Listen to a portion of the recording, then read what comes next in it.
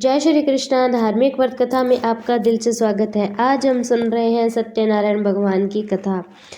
प्रथम अध्याय। व्यास जी ने कहा, एक समय की बात है, नैमिषारण्य तीर्थ में शौनक आदि 88,000 ऋषियों में तो श्री सूत जी ने पूछा, हे सूत जी, इस कलयुग में वेद विधा रहित मनुष्य को प्रभु भक्ति किस प्रकार मिलेगी तथा उनका उद्धार कैसे होगा। हेमु श्रेष्ठ, कोई ऐसा व्रत तप कहिए जिसके करने से थोड़े ही समय में पुण्य प्राप्त हो और मन वांछित फल भी मिले। हमारी प्रबल इच्छा कि हम ऐसी कथा को सुने। तो सूत जी ने कहा, हे वैष्णव, मैं पूज्य आप सबने प्राणियों के हित की बात पूछी है। अब मैं उस श्रेष्ठ व्रत को आपसे कहूँगा जिससे नारद जी के पूछने पर लक्ष्मी नारायण भगवान ने उन्हें बताया था। और कथा इस प्रकार है, आप सब इस कथा को सुने। एक समय देव ऋषि नारद जी दूसरों के हित की इच्छा से सभी लोकों में घूमते हुए मृत्यु लोक में आ पहुँचे थे। यहाँ अनेक योनियों में जन्मे प्राय सभी मनुष्य को अपने कर्म के अनुसार कई दुखों से पीड़ित देखकर उन्होंने विचार किया कि किस यत्न के करने से प्राणियों के दुखों का नाश होगा।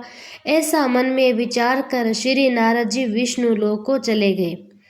श्वेत वर्ण और 4 भुजा वाले देवों के ईश नारायण को, जिनके हाथ में शंख चक्र गदा और पत्ते वरमाला पहने हुए थे, देखकर स्तुति करने लगे। नारद जी ने कहा, हे भगवान, आप अत्यंत शक्ति से संपन्न हैं। मन तथा वाणी भी आपको नहीं पा सकती। आपका आदि मध्य अनंत भी नहीं। आप निर्गुण स्वरूप सृष्टि के कारण भक्तों के दुखों को नष्ट करने वाले हो। आपको मेरा नमस्कार है। तब नारद जी ने इस प्रकार की स्तुति सुनकर विष्णु बोले, हे मुनि श्रेष्ठ, आपके मन में क्या है? आपको किस काम के लिए यहाँ आगमन हुआ है? निसंकोच कहे। तब नारद मुनि ने कहा, मृत्यु लोक में सब मनुष्य जो अनेक योनियों में पैदा हुए और अपने अपने कर्मों द्वारा अनेक प्रकार के दुखों से पीड़ित, हे नाथ आदि, आप मुझ पर दया रखते हैं तो बताइए कि उन मनुष्यों के सब दुख थोड़े से ही प्रयत्न से कैसे दूर होंगे। तब विष्णु भगवान ने कहा, हे नारद, मनुष्य की भलाई के लिए तुमने सब और यह सबसे अच्छा प्रश्न किया है। जिस व्रत के करने से मनुष्य मोह से छूट जाता है, वह व्रत मैं तुमसे कहना चाहता हूँ। वह पुण्य देने वाला, स्वर्ग मृत्यु दोनों में दुर्लभ एक उत्तम व्रत है, जो आज मैं प्रेम वश होकर तुमसे कहता हूँ। श्री सत्यनारायण भगवान का यह व्रत विधि और विधान पूर्वक संपन्न करके मनुष्य इस धरती पर सुख भोग कर मरने पर मोक्ष को प्राप्त होता है। श्री विष्णु भगवान के यह वचन सुनकर नारद मुनि बोले, हे भगवान, उस व्रत का फल क्या है? क्या विधान है? इससे पूर्व यह व्रत किसने किया है और किस दिन यह व्रत करना चाहिए? कृपा मुझे विस्तार से सुनाइए। तो श्री विष्णु ने कहा, हे नारद, शोक दुख आदि दूर करने वाला यह व्रत, सब स्थानों पर विजय करने वाला, भक्ति श्रद्धा के साथ किसी भी दिन मनुष्य श्री सत्यनारायण भगवान के संध्या के समय ब्राह्मणों बंधुओं के साथ धर्म से होकर पूजा करें। भक्ति भाव से नैवेद्य, केले का फल, शहद, घी, शक्कर, गुड़, दूध, गेहूं का आटा, सवाया ले। गेहूं के अभाव में साठी का चूर्ण भी आप ले सकते हैं। इन सबको भक्ति भाव से भगवान को अर्पण करें। बंधु बांधवों सहित ब्राह्मणों को भोजन कराएं। इसके पश्चात समय भोजन करें। रात्रि में नृत्य गीत आदि का आयोजन कर श्री सत्यनारायण भगवान को याद करते हुए समय अपना व्यतीत करें। कली काल में मृत्यु लोक में यही एक लघु उपाय है, जिससे अल्प समय अल्प धन में महान पुण्य प्राप्त हो सकता है। सूत जी ने कहा, हे ऋषियों, जिन्होंने पहले समय में इस व्रत को किया, उनका इतिहास कहता हूँ, आप सब ध्यान से सुने। सुंदर काशीपुरी नगरी में एक अत्यंत निर्धन ब्राह्मण रहता था।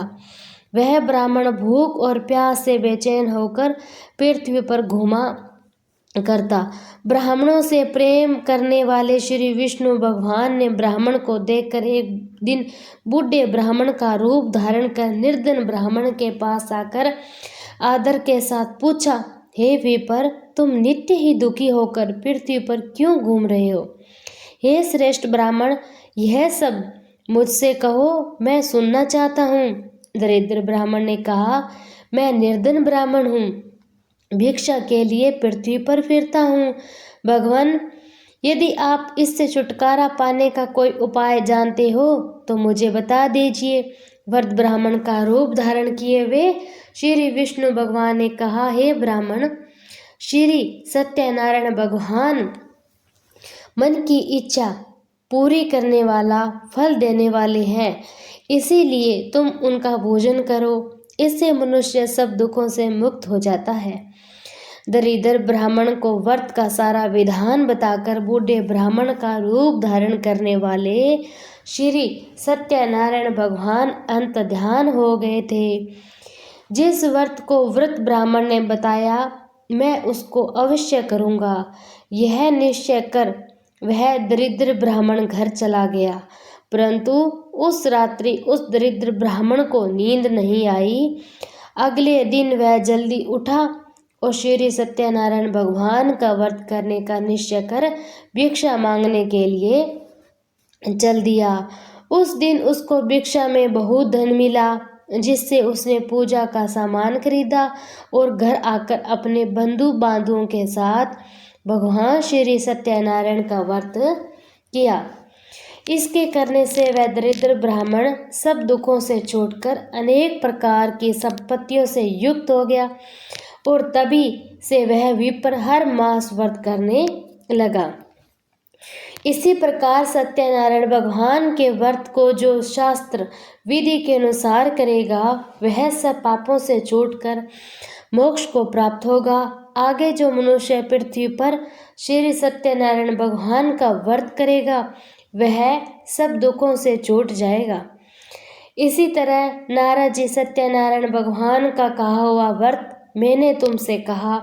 हे विपर, अब आप और क्या सुनना चाहते हो, मुझे बताइए। ऋषियों ने कहा, हे मुनिवर, संसार में इस विपर से सुनकर किसने इस व्रत को किया, यह हम सब सुनना चाहते हैं। इसके लिए आप हमारे मन में श्रद्धा है। तो श्री शुद्ध जी ने कहा, हे मुनियों, जिस जिस प्राणी ने इस व्रत को किया है, उन सब की कथा सुनो। एक समय वह ब्राह्मण धन ऐश्वर्य के अनुसार बंधु बांधुओं के साथ अपने घर पर व्रत कर रहा था। उसी समय एक लकड़ी बेचने वाला बूढ़ा व्यक्ति वहां आया। उसने सिर पर रखा लकड़ियों का गट्ठर बाहर रख दिया था। विपर के मकान में चला गया। प्यास से व्याकुल लकड़हारे ने विपर को व्रत करते देखा। वह प्यास को भूल गया। उसने उस विपर को नमस्कार किया और पूछा कि हे भाई, आप ये किसका पूजन कर रहे हैं? इस व्रत को आपको क्या फल मिलता है? कृपया मुझे भी बता दीजिए। ब्राह्मण ने कहा, यह व्रत तो सब मनोकामना को पूरा करने वाला है। यह श्री सत्यनारायण भगवान का व्रत है। इनकी कृपा से मेरे यहाँ धन धान्य आदि की वृद्धि हुई है। विपर से इस व्रत के बारे में जानकर वह लकड़हारा बहुत प्रसन्न हुआ। भगवान का चरणामृत ले और भोजन करने के बाद वह अपने घर को चला गया। अगले दिन लकड़हारे ने अपने मन में संकल्प किया, आज ग्राम में लकड़ी बेचने से जो धन मिलेगा, उसी से भगवान सत्यनारायण का उत्तम व्रत करूँगा। मन में ऐसा विचार कर वह लकड़हारा लकड़ियों का गट्ठर अपने सर पर रखकर जिस नगर में धनवान लोग रहते थे वह वहां चला गया। उस दिन उसे उन लकड़ियों के 4 गुने दाम मिले थे। वह बूढ़ा लकड़हारा अति प्रसन्न होकर पके केले, शक्कर, शहद, घी, दूध, दही, गेहूं का चूरन इत्यादि सत्यनारायण भगवान के व्रत की सभी सामग्री लेकर अपने घर को आ गया था। फिर उसने अपने बंधु बांधुओं को बुलाकर विधि विधान के साथ भगवान का पूजन और व्रत किया। ने कहा, हे श्रेष्ठ मुनि, अब एक और कथा मैं सुनाता हूँ जो पूर्व काल में उल्का मुख नाम का एक बुद्धिमान राजा था। वह सत्य वक्ता, जितेंद्रिय था। प्रतिदिन देवस्थानों पर जाता, गरीबों को धन देकर उनके कष्ट को दूर करता। उसकी पत्नी सुंदर सती साध्वी थी। भद्रशिला नदी के तट पर उन दोनों ने श्री सत्यनारायण भगवान का व्रत किया था। उस समय वहां साधु नामक एक वैश्य आया। उसके पास व्यापार के लिए बहुत सा धन था। राजा को व्रत करते देख उसने विनय के साथ पूछा, हे राजन, भक्ति युक्त चित्त से यह आप क्या कर रहे हैं? मेरी सुनने की इच्छा है, आप मुझे बताइए। महाराज, उल्का मुख ने ये कहा, हे साधु वैश्य, मैं अपने बंधु बांधवों के साथ पुत्र आदि प्राप्ति के लिए महाशक्तिमान सत्यनारायण भगवान का व्रत कर पूजन कर रहा हूँ। राजा के वचन को सुनकर साधु नामक वैश्य ने आदर से कहा, हे राजन, मुझे भी इसका सब विधान बता दीजिए। मैं भी आपके कथा अनुसार इस व्रत को करूँगा। मेरे यहाँ भी कोई संतान नहीं है। मुझे विश्वास है कि इसके करने से मेरे यहाँ भी संतान होगी। राजा ने सब विधान सुन व्यापार से निर्भीत हो वह वैश्य खुशी खुशी अपने घर आया। वैश्य ने अपनी पत्नी लीलावती से संतान देने वाले उस व्रत का समाचार सुनाया। प्रण किया, जब हमारे यहाँ संतान होगी तब मैं इस व्रत को करूँगा। एक दिन उसकी पत्नी लीलावती संसारिक धर्म में प्रवृत्त होकर गर्भवती हुई। 10वें महीने में उसने एक सुंदर कन्या को जन्म दिया। कन्या का नाम कलावती रखा। इसके बाद लीलावती ने अपने पति को याद दिलाया, आपने जो भगवान का व्रत करने का संकल्प किया था, अब आप उसे पूरा कीजिए। साधु वैश्य ने कहा, हे प्रिय, मैं कन्या के विवाह पर इस व्रत को करूँगा।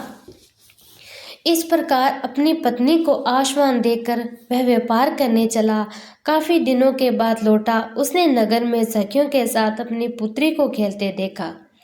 वैश्य ने तत्काल एक दूत को बुलाकर कहा, उसकी पुत्री के लिए कोई योग्य सुयोग्य वर की तलाश करो। साधु नामक वैश्य की आज्ञा पाकर दूत कंचन नगर पहुंचा।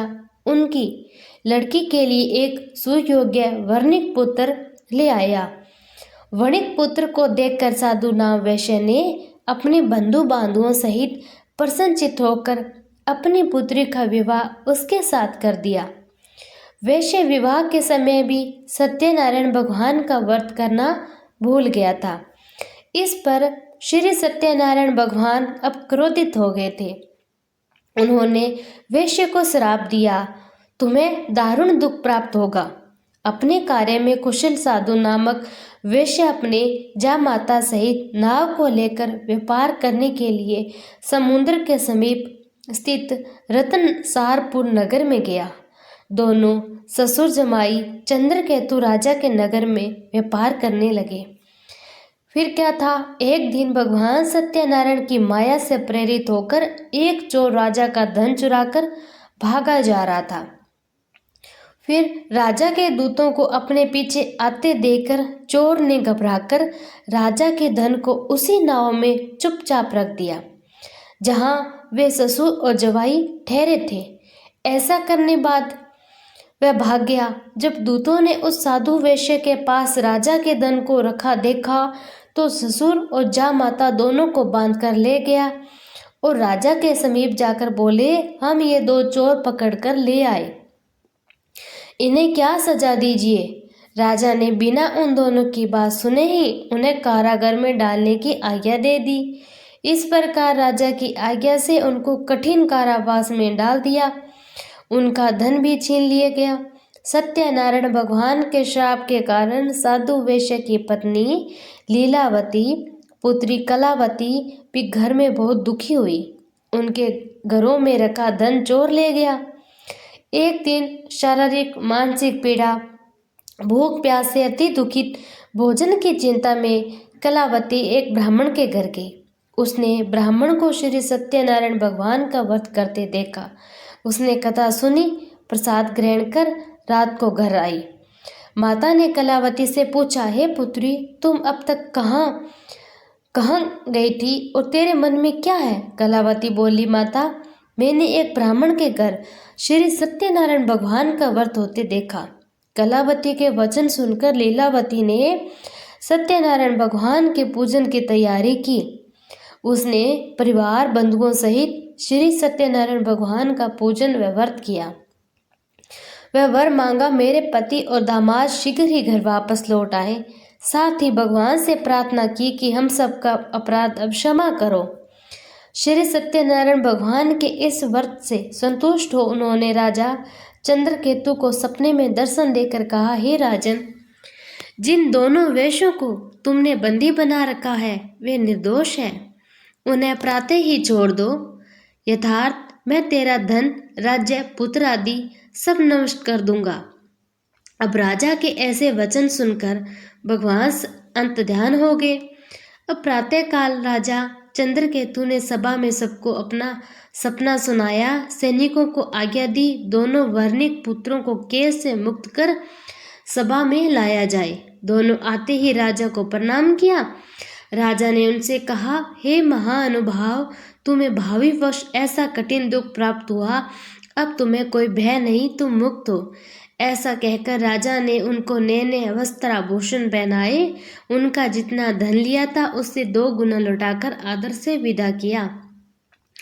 दोनों अपने घर को चले गए। तो श्री शुद्ध जी ने आगे कहा कि वेश्य और उनके जवाई ने मंगलाचार करके यात्रा आरंभ की और अपने नगर की ओर चल पड़े। उनकी थोड़ी दूर आगे बढ़ने पर दंडी वेशधारी श्री सत्यनारायण भगवान ने उनसे पूछा, हे साधु, तेरी नाव में क्या है? अभिमानी वणिक हंसता हुआ बोला, हे दंडी, आप क्यों पूछ रहे हो? क्या धन लेने की इच्छा है? मेरी नाव में तो बेल और पत्ते भरे हैं। वैश्य का कठोर वचन सुनकर दंडी वेशधारी श्री सत्यनारायण भगवान ने कहा, तुम्हारा वचन सत्य हो।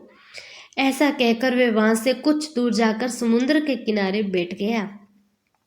अब दंडी महाराज के जाने के पश्चात वैश्य ने नित्य क्रिया से निर्वृत्त होने के बाद नाव को ऊंची उठी देखकर अचंभा किया। नाव में बेल पत्ते आदि देकर मूर्छित हो जमीन पर गिर पड़ा और मूर्छा खुलने पर अत्यंत शोक प्रकट करने लगा। तब उनके जामाता ने कहा, आप शोक न करें, यह दंडी महाराज का श्राप है, अतः उनके शरण में ही चलना चाहिए, तभी हमारी मनोकामना पूरी होगी। अब जवाई के वचन को सुनकर साधु नामक वैश्य दंडी महाराज के पास पहुंचा।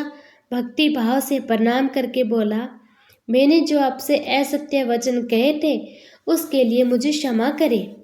ऐसा कहकर वैश्य रोने लगा। तब दंडी भगवान बोले, हे वणिक पुत्र, मेरी आज्ञा से तुझे बार बार दुख प्राप्त हुआ है, तू मेरी पूजा से विमुख हुआ है। साधु नामक वैश्य ने कहा, हे भगवान, आपकी माया से ब्रह्मा आदि देवता भी आपके रूप को नहीं जान पाते। मैं तो अज्ञानी हूँ, भला कैसे जान सकता हूँ? आप प्रसन्न तो होइए, मैं अपनी सामर्थ्य के अनुसार आपकी पूजा करूँगा। मेरी रक्षा करो, पहले के समान मेरी नौका को धन पूर्ण कर दो। उसके भक्ति युक्त वचन सुनकर श्री सत्यनारायण भगवान प्रसन्न हो गए। उसकी इच्छा अनुसार वर देकर अंतर्ध्यान हो गए। वह ससुर और जवाई दोनों ने नाव पर आकर देखा, नाव धन से परिपूर्ण थी। फिर वह भगवान सत्यनारायण का पूजन कर जामाता सहित अपने नगर को चला। जब वह अपने नगर के निकट पहुंचा तब उसने एक दूत को अपने घर भेजा। दूत ने साधु नामक वैश्य के घर जाकर उसकी पत्नी को नमस्कार किया और कहा, आपके पति अपने दामाद सहित इस नगर के समीप आ गए हैं। लीलावती ने उसकी कन्या कलावती उस समय भगवान का पूजन कर रही थी। दूत का वचन सुनकर साधु की पत्नी ने बड़े हर्ष के साथ सत्यदेव का पूजन पूर्ण किया और अपने पुत्र से कहा, मैं अपने पति के दर्शन को जाती हूँ, तू कार्य पूर्ण कर शीघ्र आ जाना। परंतु कलावती पूजन प्रसाद छोड़कर अपने पति के दर्शन करने के लिए चली। प्रसाद की अवज्ञा के कारण सत्यदेव रुष्ट हो गए थे। फिर फलस्वरूप उन्होंने उसके पति को नाव सहित पानी में डुबा दिया। कलावती अपने पति को न देखा और रोती हुई जमीन पर गिर पड़ी। नौका को डूबा हुआ तथा कन्या रोती हुई देख साधु नामक वैश्य दुखित हो बोला, हे प्रभु, अब मुझसे मेरे परिवार से जो भूल हुई है उसे क्षमा करो। उसके दीन वचन सुनकर सत्यदेव भगवान प्रसन्न हो गए। आकाशवाणी हुई, हे वैश्य, तेरी कन्या ने मेरा प्रसाद छोड़कर आई है, इसीलिए इसका पति अदृश्य हुआ है। यदि वह घर जाकर प्रसाद खाकर लौटे तो इसका पति अवश्य मिलेगा। आकाशवाणी सुनकर कलावती ने घर पहुंचकर प्रसाद खाया, फिर आकर अपने पति के दर्शन किए। साधु वैश्य ने वही बंधु बांधुओं सहित सत्यदेव का विधि पूर्वक पूजन किया। वह इस लोक का सुख भोग कर अंत में स्वर्ग लोक को चला गया। फिर श्री सूत जी ने आगे कहा, हे ऋषियों, मैं एक और भी कथा कहता हूँ, उसे भी सुनो। प्रजा पालन में लीन तुंगध्वज नाम का एक राजा था। उसने भगवान सत्यदेव का प्रसाद त्याग कर बहुत दुख पाया था। एक समय राजा वन में वन पशुओं को मारकर बड़ के वृक्ष के नीचे गया। वहां उसने ग्वालों को भक्ति भाव और बंधु बांधों सहित श्री सत्यनारायण भगवान का पूजन करते देखा, परंतु राजा देखकर भी अभिमानवश न तो वहां गया और न ही सत्यदेव भगवान को नमस्कार किया। जब ग्वालों ने भगवान का प्रसाद उसके सामने रखा तो वह प्रसाद त्याग कर अपने नगर को चला गया। अब नगर में पहुंचकर उसने देखा कि उसका सब कुछ नष्ट हो गया। वह समझ गया यह सब भगवान सत्यदेव ने किया है, तो वह उसी स्थान पर वापस आया, ग्वालों के समीप गया, विधि पूर्वक पूजन कर प्रसाद खाया और सत्यनारायण की कृपा से सब कुछ पहले जैसा हो गया था। दीर्घ काल तक सुख भोगकर मरने और स्वर्ग लोक को चला गया। जो मनुष्य इस परम दुर्लभ व्रत को करेगा, श्री सत्यनारायण भगवान की कृपा से उसे धन धान्य की प्राप्ति होगी। निर्धन धनी और बंधन से मुक्त होकर निर्भय हो जाता है। संतानहीन को संतान प्राप्त होती है। सब मनोरथ पूर्ण होकर अंत में वह वैकुंठ धाम को जाता है। जिन्होंने पहले इस व्रत को किया, अब उनके दूसरे जन्म की कथा भी सुनिए।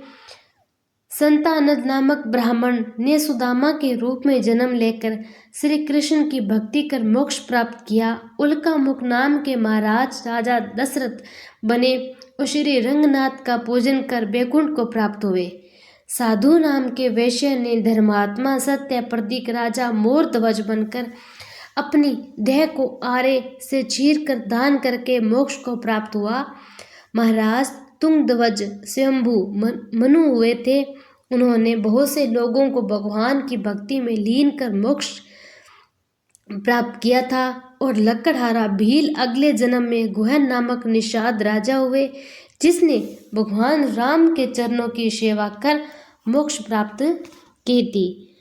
जय श्री लक्ष्मी रमणा स्वामी, जय लक्ष्मी रमणा।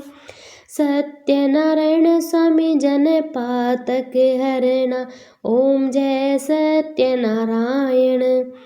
रत्न जड़ित सिंहासन अद्भुत छवि राजे, नाद करत निरंतर घंटा ध्वनि वाजे। ओम जय श्री सत्यनारायण। परगट भय कली कारण द्विज को दर्श दियो, बूढ़ा ब्राह्मण बन के कंचन महल कियो। ओम जय सत्यनारायण।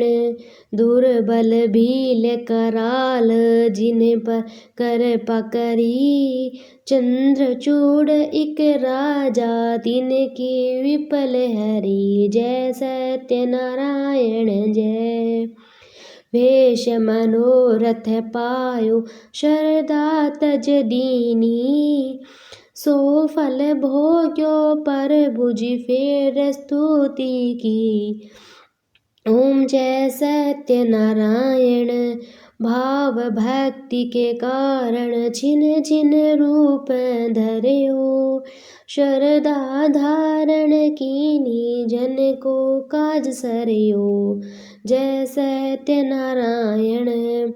ग्वाल बाल संग राजा बन में भक्ति करी। मन वांछित फल दीना दीन दयाल हरि। जय जय सत्य नारायण। चढ़त प्रसाद सवाया कदली फल मेवा। धूप दीप तुलसी से राजे सत्य देवा। ओम जय सत्य नारायण। श्री सत्यनारायण जी की आरती जो कोई गावे। कहत शिवानंद स्वामी वनवाचित फल पावे। ओम जय सत्यनारायण। श्री सत्यनारायण भगवान की जय हो।